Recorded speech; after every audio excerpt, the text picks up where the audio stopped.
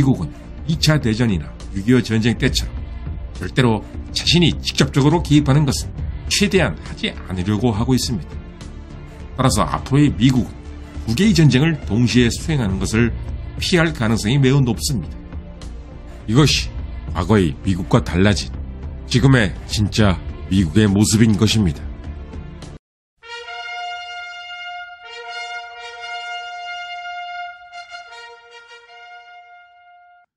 2025년 현재 글로벌 패권국은 미국입니다. 글로벌 패권국의 조건은 여러 가지가 있지만 가장 중요한 조건은 바로 군사력. 미국은 이미 두 번의 세계대전에서 말 그대로 압도적인 군사력을 보여준 바 있습니다.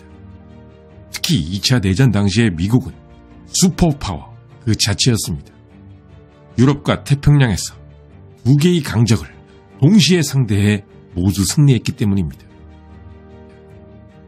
반면 소련은 유럽에서 독일이 항복한 이후 미국이 이미 이겨놓은 대일전에 참전했기 때문에 미국과 비교가 될 수는 없었습니다.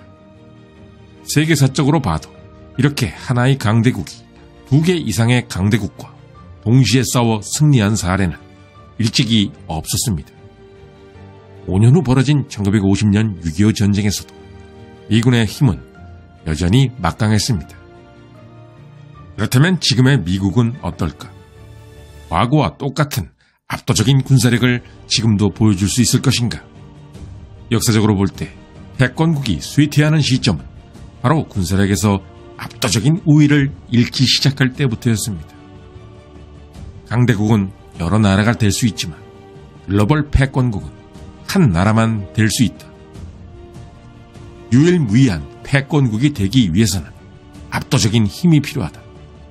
패권국이 압도적인 군사력을 보여주지 못하는 순간부터 그 패권국의 지위는 흔들리기 시작한다. 1955년부터 1975년까지 진행된 베트남전. 돌이켜보면 미국의 압도적인 군사력은 이때부터 흔들리기 시작했습니다. 그리고 2022년 러시아의 우크라이나 침공, 2023년 이스라엘과 하마스의 전면전. 전 세계가 미국이 해결사로 나서기를 기대했고 미국만 쳐다봤습니다. 하지만 미국이 보인 대응력은 전 세계의 기대에 크게 미치지 못했습니다. 그리고 극동아시아의 북한. 북한의 지속적인 미사일 발사 실험과 핵폭탄 개발. 미국의 동맹인 한국에 대한 협박. 그런데 사실상 미국은 이런 북한에 손을 대지 못하고 있습니다. 도대체 미국은 왜 이렇게 소극적이 되어버린 것일까? 아프가니스탄 전쟁에 개입한 미군은 한 가지 교훈을 얻었습니다. 적이 비록 약한 상대일지라도 오랫동안 그 전쟁에 묶여있는 것을 피해야 한다는 교훈 말입니다. 미군은 아프가니스탄 전쟁에 오랫동안 붙잡혀있는 바람에 막대한 돈과 자원을 낭비했습니다. 가장 큰 원인은 바로 아프가니스탄의 험준한 산악지형이었습니다. 이런 곳은 게릴라전에만 유리할 뿐 미군에게는 극도로 불리한 지형. 그런데 한반도 북부의 지형도 아프가니스탄 못지않게 게릴라전에 유리한 지형입니다. 더구나 북한은 핵 보유국이기까지 합니다.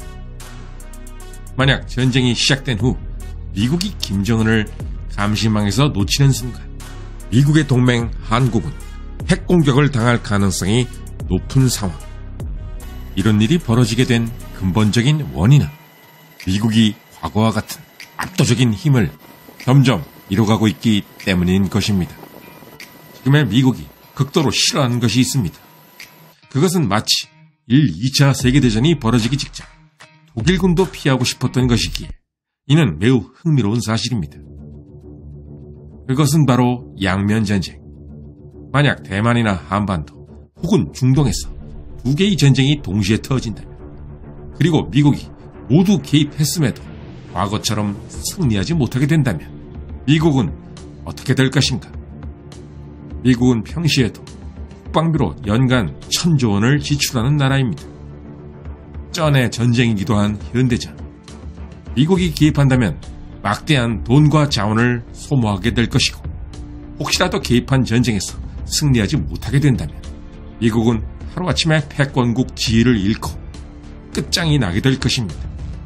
때문에 지금의 미국은 2차 대전이나 6.25 전쟁 때처럼 절대로 자신이 직접적으로 개입하는 것은 최대한 하지 않으려고 하고 있습니다. 따라서 앞으로의 미국은 두 개의 전쟁을 동시에 수행하는 것을 피할 가능성이 매우 높습니다. 이것이 과거의 미국과 달라진 지금의 진짜 미국의 모습인 것입니다. 최근 들어 미국의 가장 큰 적수로 떠오른 중국. 중국은 타이완에 대한 압박 수위를 높이고 있습니다. 중국의 이런 움직임은 미국이 과거만큼 압도적인 군사력을 자랑하지 못하고 있고 전면전을 두려워하고 있기 때문입니다. 타이완 문제는 어찌 보면 미국에게 가장 위험한 뇌관입니다. 자칫 가장 강력한 상대인 중국과 가장 하기 싫은 전면전을 할 수도 있기 때문입니다. 지금의 중국인들은 타이완이 자기 나라 영토가 아니라고 생각한 적이 단 한 번도 없다고 합니다. 때문에 중국인들에게 타이완 통일 전쟁은 그렇게 급한 일이 아닙니다. 그러나 시진핑 주석은 좀 다릅니다. 중국의 창건자 마오쩌둥, 그리고 중국의 개혁개방을 이끈 덩샤오핑, 시진핑이 두 사람의 업적을 넘어서기 위해서는 타이완을 통일시키거나 중국의 GDP가 미국을 추월해야 합니다. 하지만 중국의 명목 GDP가 미국을 넘어서는 것은 2050년, 아니 어쩌면 영원히 넘어서지 못할 수도 있습니다. 중국의 경제가 고비용, 저효율 단계에 진입한 데다 인구 구조가 감소로 전환되었기 때문입니다. 그래서 시진핑에게 이제 남은 카드는 단 하나, 바로 타이완 침공. 만약 시진핑이 타이완을 합병하면 중국 내에서 젊은 층을 중심으로 민족주의 정서가 불타오를 것이며, 이런 분위기라면 시진핑 주석은 종신 집권과 안전한 퇴임이 가능해질 것입니다. 2023년 5월 30일 시진핑 주석의 발언. 최악의 경우와 가장 극단적인 시나리오에 대비해야 한다. 이는 다분히 미국을 겨냥한 말인 것입니다. 그렇다면 미국은 이에 대해 어떻게 생각하고 있을까? 미국의 군사 전문가들은 미국과 중국이 타이완을 두고 전면전을 벌인다면 미군 전력의 80%를 끌어와야 간신히 승산이 있다고 분석했습니다. 다시 말해 미국이 하기 싫은 전면전을 해야 한다는 의미. 미국이 전면전을 한 것은 사실 2차 대전 때가 마지막이었습니다. 6.25 전쟁에서도 미군은 전면전을 했다고 보긴 어려웠습니다. 그 좋은 예가 있습니다. 당시에도 그리고 지금도 미 육군 최정예 부대로 손꼽히는 82 공수사단. 당시 미군 지휘부는 한국의 82 공수사단을 파병하지 않았습니다. 이 본토에 있는 유일한 기동 예비대라서 절대 뺄 수가 없다는 것이 그 이유였습니다. 때문에 미군이 큰 피해를 입고 전황이 어려운 순간에도 82 공수사단은 미 본토에 있어야만 했습니다. 미군 전력 80%가 투입되지 못한다면 미국은 중국과의 전면전에서 패배할 수 있다. 이 말은 주한 미군까지 끌어와 투입해야 한다는 의미이기도 합니다. 6.25 전쟁은 전면전을 벌이지 않고도 무승부로 끝났으나 타이완을 둘러싸고 벌어지는 미중 전쟁은 정말 차원이 다른 얘기. 따라서 주한미군 투입은 필수적입니다. 그동안 너무도 당연하게 그리고 영원히 한국에 주둔할 거라고 믿고 있었던 주한미군. 이 주한미군이 한국을 떠나는 상황. 한국에겐 그때부터 악몽이 시작될 것입니다. 하지만 지금의 미국이 진짜 전면전을 결정할 수 있을까?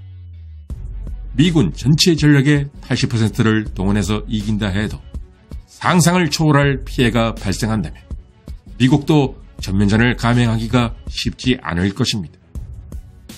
그러나 만약 타이완이 넘어가는데도 미국이 방관한다면 미국의 글로벌 패권, 심지어 달러 패권까지 전부 몰락할 것이기 때문에 미국의 고민은 간단치가 않습니다. 그리고 이것은 미국만의 고민이 아닙니다. 타이완과 가장 가까이 있으며 자국당에 주둔 중인 주한미군이 빠지게 될 국가. 바로 한국의 고민이기도 한 것입니다. 끝까지 시청해주신 시청자 여러분께 감사드립니다. 다음에도 유익하고 흥미로운 컨텐츠로 찾아뵙겠습니다.